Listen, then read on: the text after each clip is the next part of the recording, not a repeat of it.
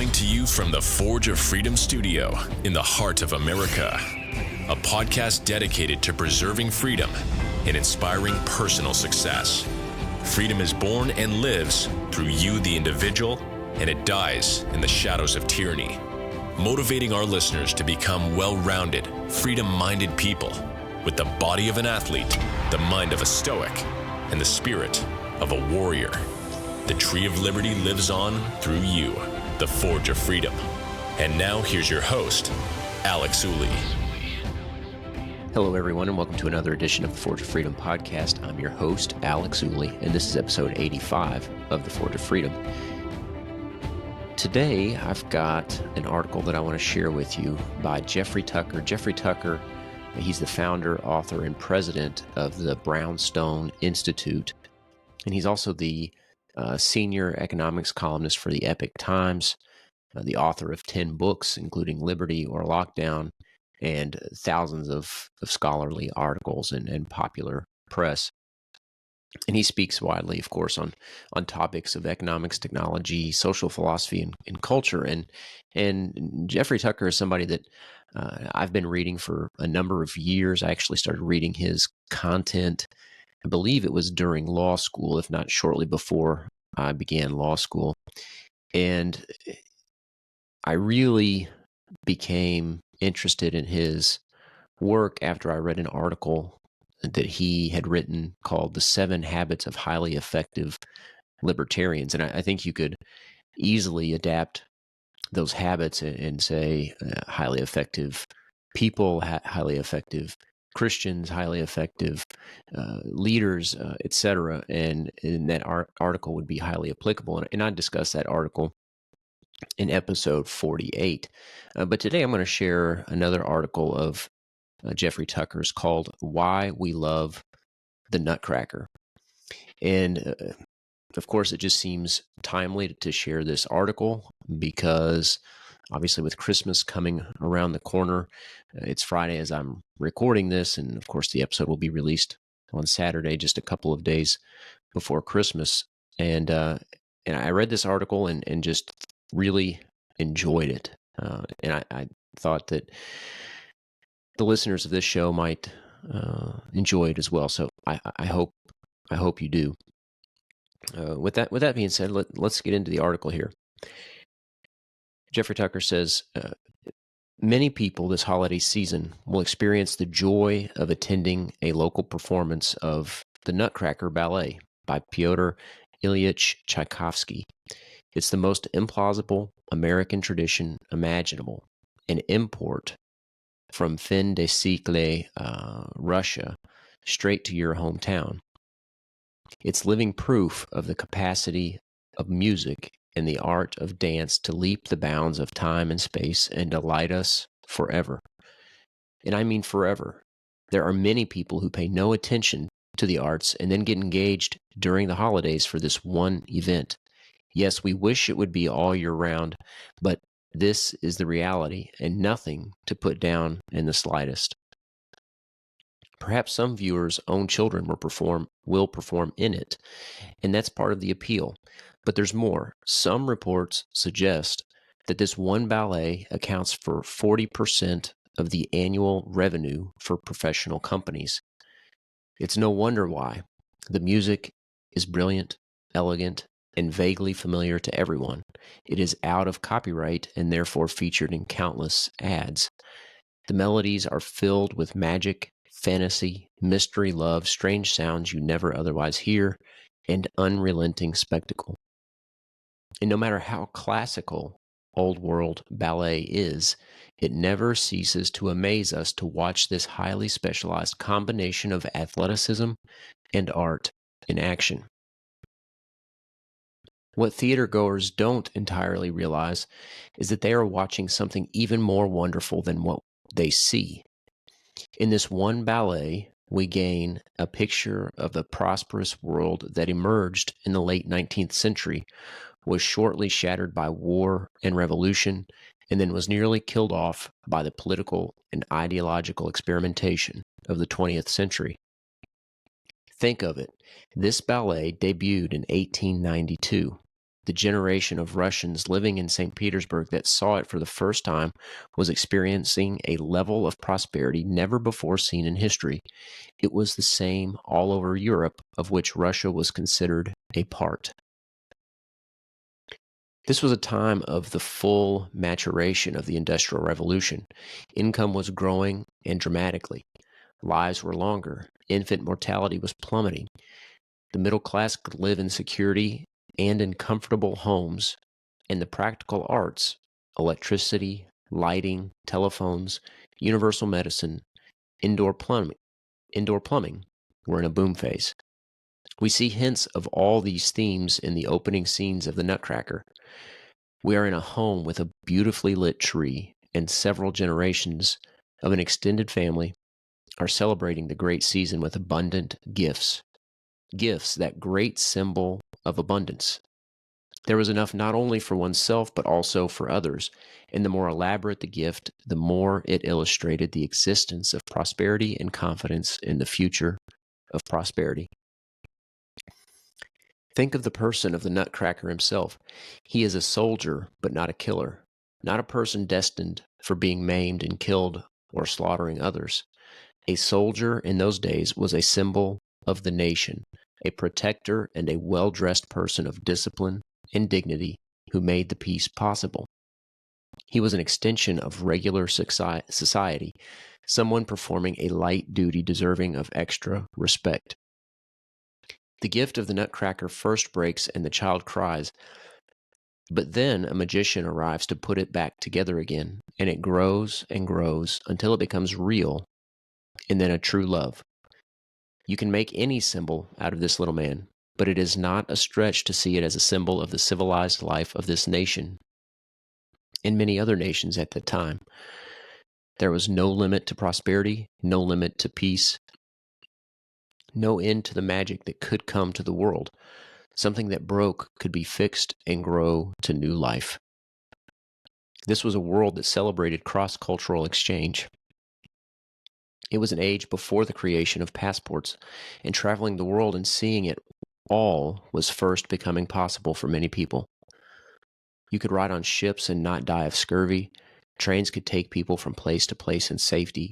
Goods crossed borders as never before, and multicultural chic invaded arts and literature of all sorts.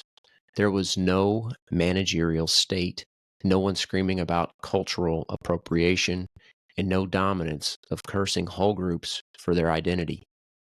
And hence, in the ballet, we see not only the famed sugar plum fairies, but also Arabian coffee dancers, Chinese tea dancers, Danish shepherdesses, and of course, Russian candy cane dancers, along with a beautiful array of fantasy figures.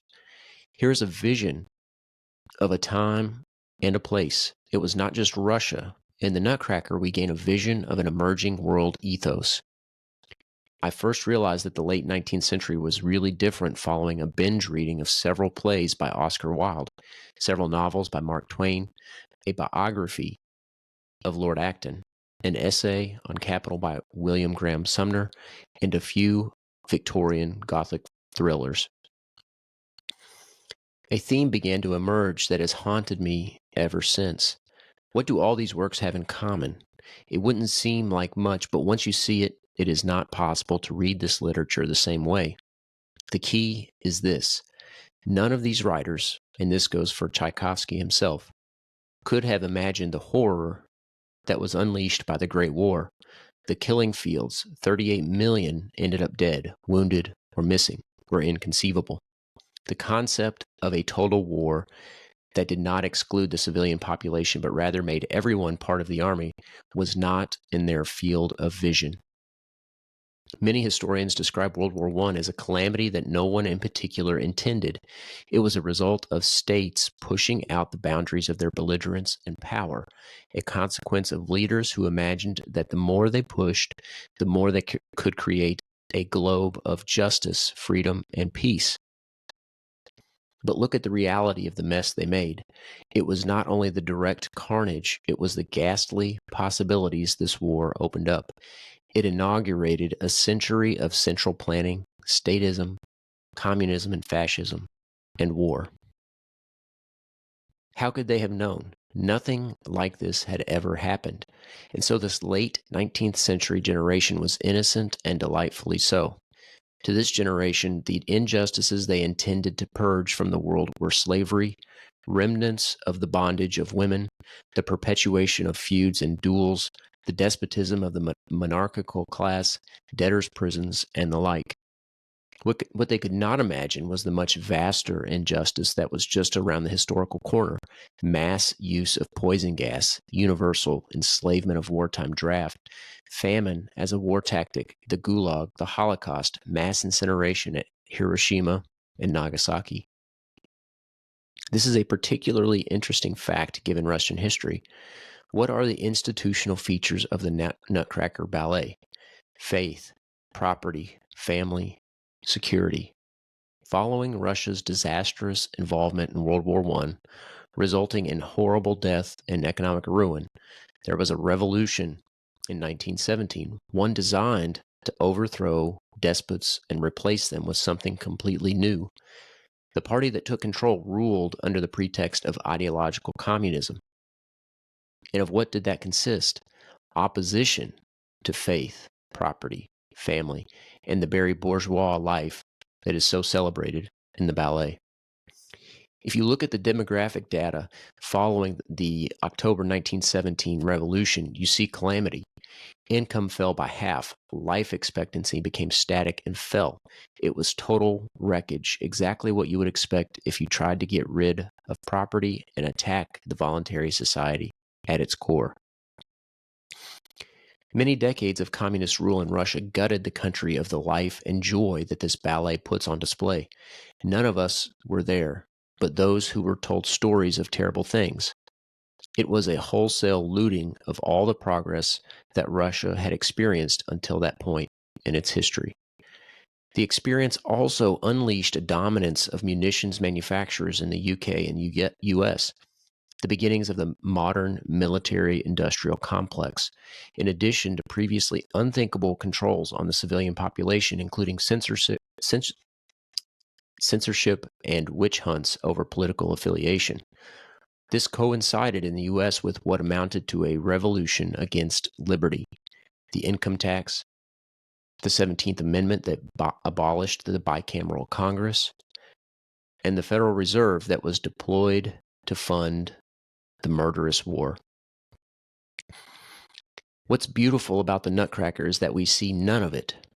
This ballet was created in that great time of innocence when all the world foresaw a beautiful future of unstoppable and unending peace, prosperity, and justice. Here's what else moves me about this ballet. Fully formed and just as wonderful as ever, it has leapt over the century of statism, the century of bloodshed and mass murder by states, and also the global evil of lockdowns that destroyed so much, and is presented to us right now in our hometown. We can sit in our lovely arts centers and drink it all in, and smile wide smiles for 2 solid hours. We can share in this vision of that generation we never knew. We can dream that dream too. I would never say that the time in which this ballet came to be was a naive time.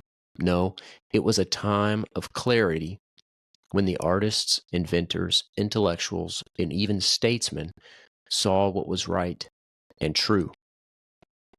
The themes of the Nutcracker, a culture of free association, gift-giving, personal and material growth, spiritual reflection, and artistic excellence, dancing and dreaming, can and should be our future.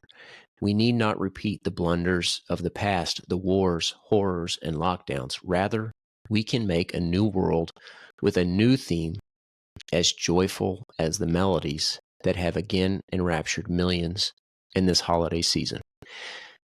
In the last century, and then again in this century, the gift of the Nutcracker broke.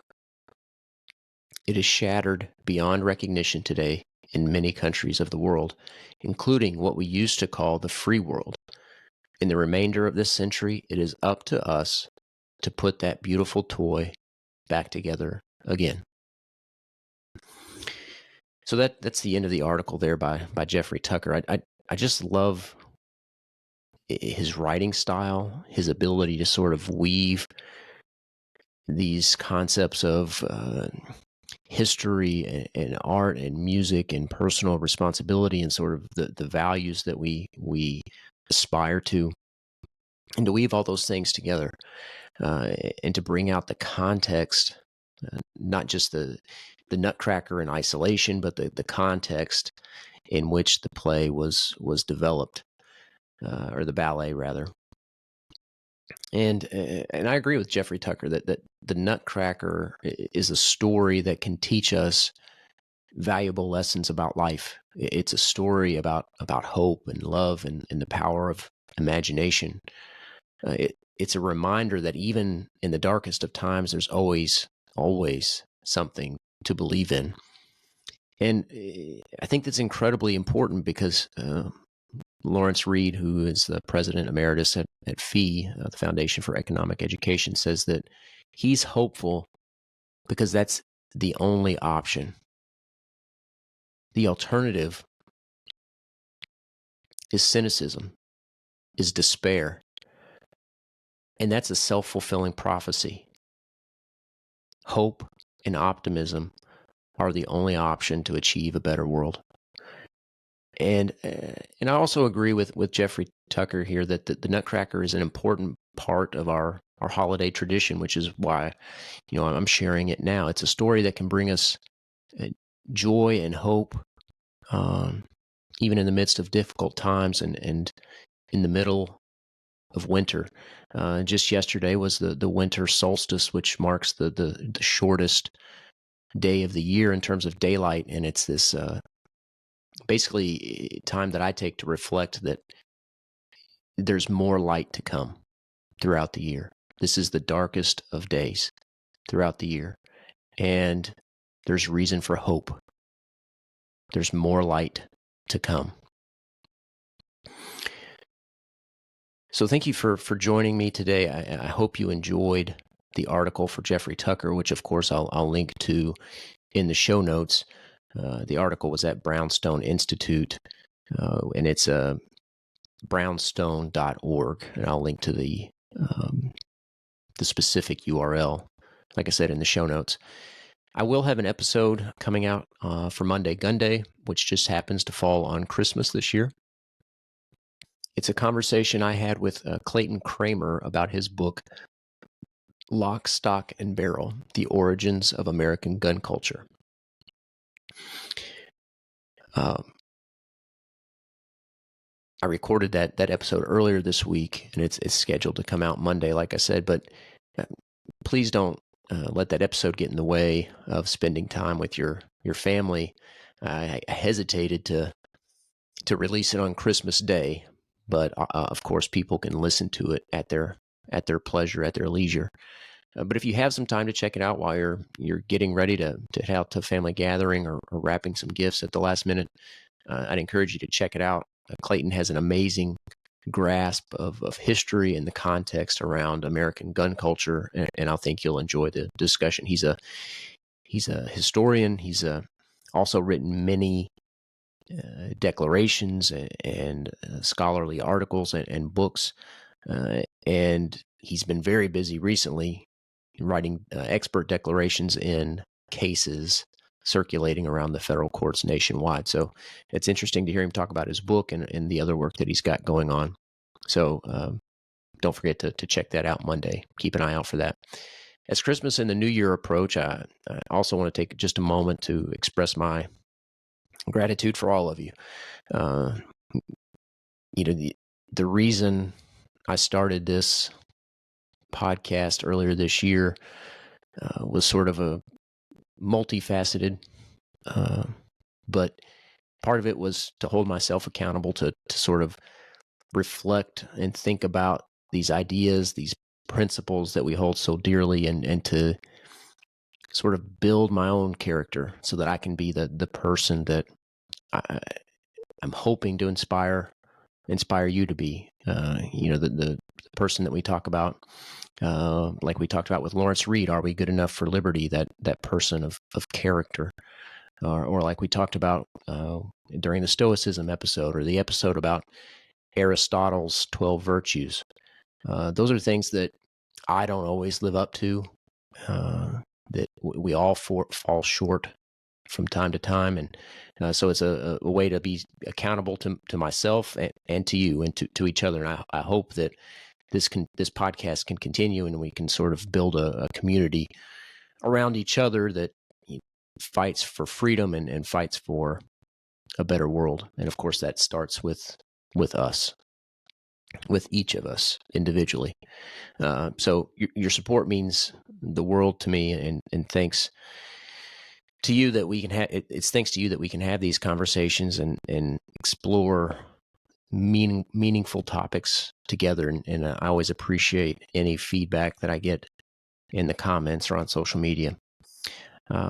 So as we celebrate Christmas, I wish all of you a season filled with joy and laughter and love. So until next time, Merry Christmas, and remember, you are the Forge of Freedom. Thanks for listening to this episode of Forge of Freedom. Be sure to subscribe wherever you heard this podcast so you never miss a future episode. For more information or to connect with Alex, you can go to forgeoffreedom.com or follow him on Twitter @ForgeOfFreedom. Until next time, remember, you are the Forge of Freedom.